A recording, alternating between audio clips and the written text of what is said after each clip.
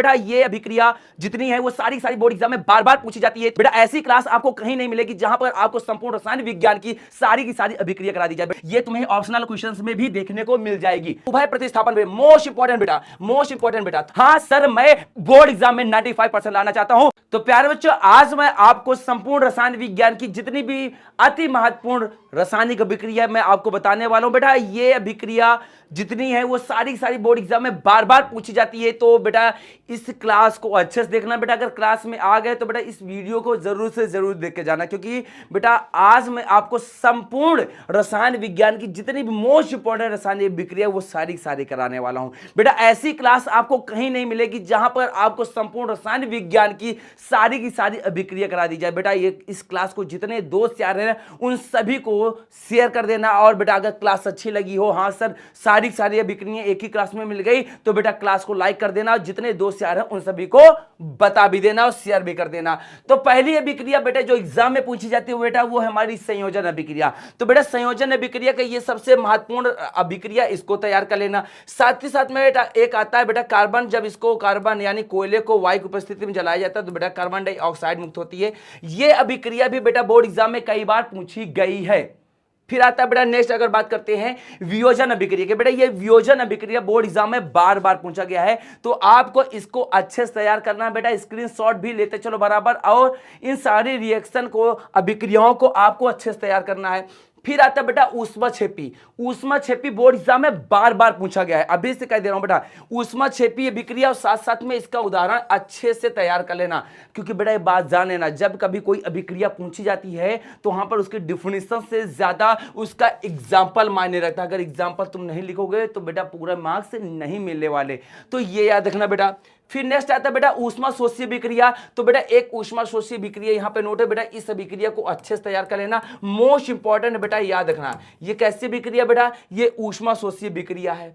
फिर नेक्स्ट है बेटा विस्थापन या फिर प्रतिस्थापन अभिक्रिया। ये बेटा तो एक सिंपल से लिखा हुआ है, लेकिन विस्थापन की बहुत सारी अभिक्रियाएं हैं जो कि एग्जाम में पूछी जाती है। जैसे जिंक है, जिंक के साथ जब हमारा अम्ल H2SO4 के साथ अभिक्रिया करता है तो जिंक सल्फेट क्या है, जब जिंक हमारा सल्फ्यूरिक एसिड के साथ अभिक्रिया करता है तो जिंक सल्फेट बनाता है, ZnSO4 प्लस हाइड्रोजन गैस मुक्त होती है। तो ये अभिक्रिया भी अच्छे से तैयार कर लेना बेटा, ये तुम्हें ऑप्शनल क्वेश्चंस में भी देखने को मिल जाएगी। फिर नेक्स्ट आता है बेटा यहां पर ये देख सकते हो, ये भी हमारी क्या है बेटा, ये भी हमारी क्या है विस्थापन अभिक्रिया है। एक अगली यहां पर ये लिखा है, ये सब क्या बेटा, ये सारी विस्थापन अभिक्रियाएं हैं बेटा। इन सारी अभिक्रियाओं को अच्छे से देख लो, बोर्ड एग्जाम में ये अभिक्रियाएं ऑप्शनल में भी पूछ ली जाती हैं, साथ ही साथ में लघुत्तरीय और दीर्घोत्तरीय प्रश्न में भी आपको उदाहरण लिखने में काम आने वाली है। तो बेटा ये हो गया हमारा। फिर आता बेटा उभय प्रतिस्थापन में मोस्ट इंपॉर्टेंट बेटा, तो इसको देख लो बेटा, उभय प्रतिस्थापन या फिर द्विविस्थापन अभिक्रिया इसको बोला जाता है। अब यहां पे देख सकते हो इसमें होता क्या है कि ये जो बेरियम है सल्फेट के साथ जुड़ जाएगा और सोडियम हमारा क्लोरीन के साथ जुड़ जाता है। मैंने ऑलरेडी इसको अच्छे से पढ़ा रखा है, मैं आपको ये बता रहा हूं कि कौन कौन सी अभिक्रियाएं हैं जो बोर्ड एग्जाम में महत्वपूर्ण होती, तो इस अभिक्रिया को देख लो। साथ ही साथ में बेटा इसके दो अन्य एग्जाम्पल हैं, इनको भी अच्छे से देख लो। फिर आता है बेटा उपचयन अभिक्रिया। बेटा 100% इसको याद करके जाना, क्योंकि उपचयन और अपचयन दोनों ये एग्जाम में पूछी जाती है। बेटा उपचयन अभिक्रिया को ही ऑक्सीकरण अभिक्रिया भी कहा जाता है, ऑक्सीकरण अभिक्रिया भी कहा जाता है, तो आपको ये भी तैयार कर लेना है। फिर आता है हमारा उपचयन अभिक्रिया। यहां पर ये क्या था, हाँ बेटा ये भी उपचयन अभिक्रिया, जहां पर ये लोहे का जंग लगने का है। बेटा ये भी एक उपचयन अभिक्रिया है, लेकिन ये लोहे पर जंग लगने का फॉर्मूला है, तो बेटा इसको भी तैयार कर लेना।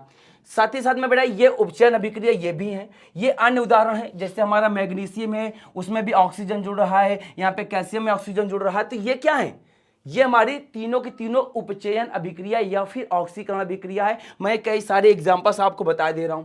ये बेटा अपचयन अभिक्रिया है। कौन सी अभिक्रिया, अपचयन अभिक्रिया। तो अपचयन अभिक्रिया का भी एक उदाहरण अच्छे से तैयार कर लेना, क्योंकि उपचयन और अपचयन साथ में ही पूछे जाते हैं। जब रेडॉक्स अभिक्रिया पूछेगा तो आपको बताना पड़ेगा कि उपचयन और अपचयन अभिक्रिया क्या होती है, तो इसको अच्छे से तैयार कर लेना बेटा। फिर बेटा ये बताया ना रेडॉक्स अभिक्रिया, तो ये बेटा रेडॉक्स अभिक्रिया का मोस्ट इंपॉर्टेंट एग्जांपल है जो कि बोर्ड एग्जाम में बेटा बार बार पूछा गया है। मैंने बताया ना, मैं आपको यहां पर ये बता रहा हूं कि कौन कौन सी रिएक्शन जो बोर्ड एग्जाम में बार बार पूछी जाती है, बेटा इससे बाहर एक भी रिएक्शन पूछी नहीं जाएंगी। ये मैं बेटा अपने जब मैंने कई सारे मॉडल पेपर को रिसर्च किया है ना, तब मैं बता दे रहा हूं, कई साल के मॉडल पेपर 2019 क्या उससे पहले के मॉडल पेपर मैंने एनालिसिस किए, तब जाके ये सारी चीजें मुझे पता चली कि भैया ये सारी रिएक्शन बार बार रिपीट होती हैं। फिर आता है बेटा जब अम्ल क्षार के रासायनिक गुण में बात करता है, जब अम्ल धातु से अभिक्रिया करता है तो लवण और हाइड्रोजन गैस मुक्त होती है, तो यह अभिक्रिया बहुत ज्यादा पूछा जाता है कि जब कोई धातु अम्ल से अभिक्रिया करता है तो क्या प्राप्त होता है, हाइड्रोजन गैस प्राप्त होती है। फिर हमारा आता है भाई धातु हाइड्रोजन कार्बोनेट जिसे बाइकार्बोनेट कहा जाता है, ये अगर अम्ल से अभिक्रिया करेगा, ये अगर अम्ल से अभिक्रिया करेगा तो क्या बनेगा, तो बेटा इसकी रिएक्शन बेटा बहुत पूछी गई है, आपको अच्छे से तैयार करना है। फिर आता है कि अगर धातु किसी क्षार से अभिक्रिया कर ले या क्षारीय धातु से अभिक्रिया कर ले तो क्या होगा। क्षार जब धातु से अभिक्रिया करता है तब क्या बनता है, तो ये रिएक्शन बेटा बहुत ज्यादा इंपॉर्टेंट है।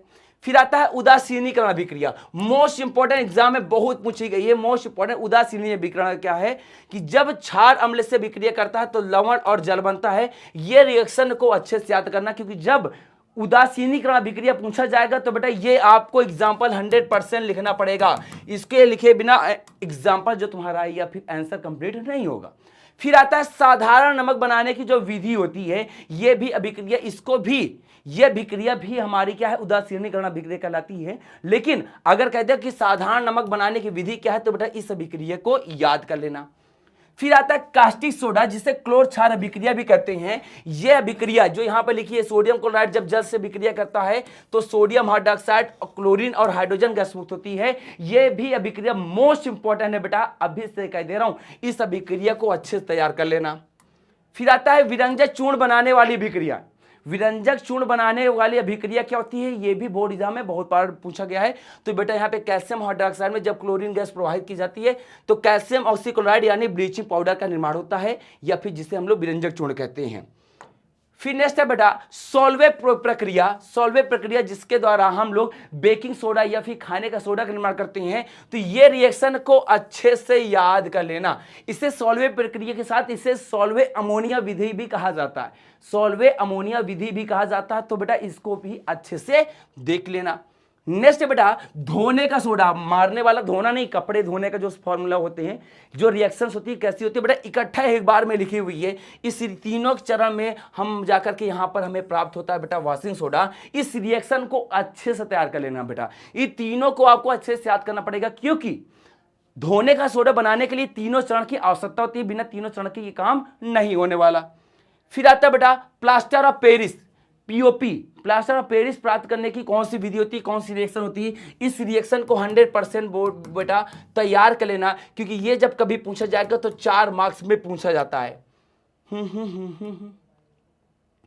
फिर आता बेटा धातु का जल के साथ अभिक्रिया। जब धातु जल के साथ अभिक्रिया करती है तो क्या प्राप्त होता है, तो धातु जल के साथ मेटल ऑक्साइड और हाइड्रोजन गैस बनाता है। तो बेटा ये अभिक्रिया भी अच्छे से तैयार कर लेना।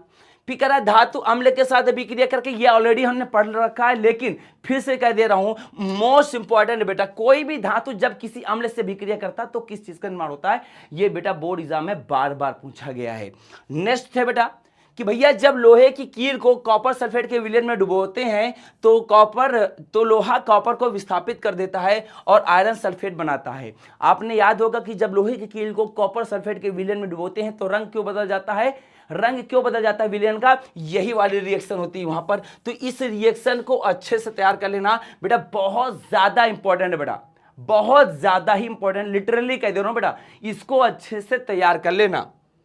फिर आता है बेटा हमारी दहन अभिक्रिया। कौन सी बेटा, दहन अभिक्रिया। यहां पर थोड़ा सा कुछ गड़बड़ हो गया है बेटा, बात करते हैं दहन अभिक्रिया की। तो ये दहन अभिक्रिया मीथेन गैस को जब ऑक्सीजन की उपस्थिति में जलाते हैं तो कार्बन डाइऑक्साइड जल ऊष्मा प्रकाश का निर्माण होता है, तो इसे आपको अच्छे से तैयार करना है। फिर आता है बेटा ऑक्सीकरण अभिक्रिया। ऑक्सीकरण अभिक्रिया क्या होती है, जब एथेनॉल को क्षारीय पोटेशियम परमैंगनेट या फिर अम्लीय पोटेशियम डाइक्रोमेट की उपस्थिति में गर्म किया जाता है, तो भैया उसकी उपस्थिति में अभिक्रिया कराई जाती है तो एथेनोइक अम्ल बनता है। मोस्ट इंपॉर्टेंट बेटा, इसको मिस मत कर देना, ये लॉन्ग आंसर के लिए है बेटा, 100% इसको आपको तैयार करना ही करना है। फिर आता है बेटा हाइड्रोजनीकरण। हाइड्रोजनीकरण भी बेटा बोर्ड एग्जाम में बहुत बार पूछी गई अभिक्रिया है। इस अभिक्रिया को अच्छे से तैयार कर लेना, लगेगा हाँ क्या ही है, लेकिन मैं कह दे रहा हूं बोर्ड एग्जाम में बेटा बहुत बार पूछा गया कि हाइड्रोजनीकरण किसे कहते हैं, तो वहां पर आपको रिएक्शन याद होनी चाहिए। फिर आता है प्रतिस्थापन अभिक्रिया।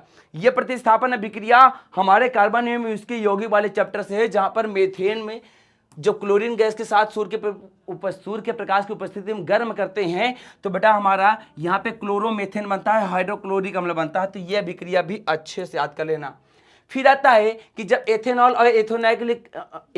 और एथेनोइक अम्ल की कुछ महत्वपूर्ण कार्बनिक रिएक्शन, तो बेटा यहां पर ध्यान दो कि जब हमारा एथेनॉल है सोडियम के साथ अभिक्रिया करता है, एथेनॉल है सोडियम के साथ अभिक्रिया करता है तो बढ़िया सोडियम एथॉक्साइड बनता है, साथ में हाइड्रोजन गैस मुक्त होती है। निर्जलीकरण बेटा ये one of the most important question है। रासायनिक अभिक्रिया निर्जलीकरण किसे कहते हैं? इस रिएक्शन को अच्छे से याद कर लेना बेटा, इस रिएक्शन को भी अच्छे से याद कर लेना। ये एस्टरीकरण किसे कहते हैं? एस्टरीकरण किसे कहते हैं? जब एथेनॉल की अभिक्रिया जब एथेनॉल से कराई जाती है, एथेनोइक अम्ल की अभिक्रिया जब एथेनॉल से कराती हैं तो बेटा एस्टर का निर्माण होता है, एस्टर और साथ में जल का भी निर्माण होता है। तो बेटा इस रिएक्शन को अच्छे से तैयार कर लेना बेटा, बोर्ड एग्जाम में ये रिएक्शन बहुत बार पूछी गई है। फिर नेक्स्ट आता है बेटा साबनीकरण।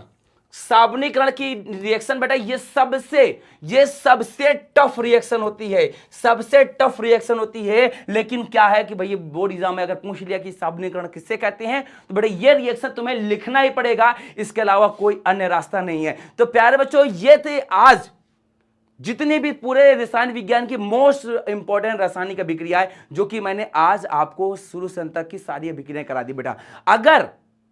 अगर आपको क्लास अच्छी लगी हो बेटा, देखो ये बात जान लो, यहां पे मैंने केवल आपको रिएक्शन बताई कौन कौन सी पूछी जाती है। अगर इनको अच्छे से पढ़ना है तो ऑलरेडी मैंने रसायन विज्ञान का पूरा वन शॉट करा है, जाकर के देख लेना, सारे रिएक्शन के बारे में मैंने अच्छे से समझा कर रखा है।